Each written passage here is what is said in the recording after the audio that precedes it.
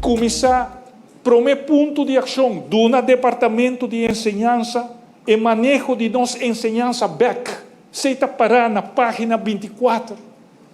E pensei, uma maneira antes que eu estava criar staff alternativo, departamento alternativo, e não estou worry mais com o Departamento de Enseñança, a nós, para cumprir com o programa de governação, nós, turciman, nós está cinta com o diretor do Departamento de Enseñança e assim aqui está planeando toda a ação.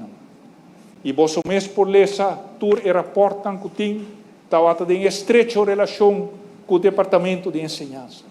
E de 2 pontos, equipar inspeção de enseñança para por supervisar a qualidade de enseñança melhor. E nós a cumprir com esse também.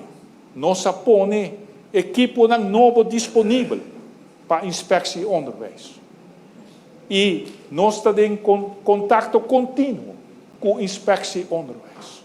Para sobre assina e mestrado. Está do departamento mais importante para o que está controle de qualidade de educação. E você mesmo por lá, diferentes decisões como a toma, está a base de rapporten de inspectie van onderwijs que está ter inzage in.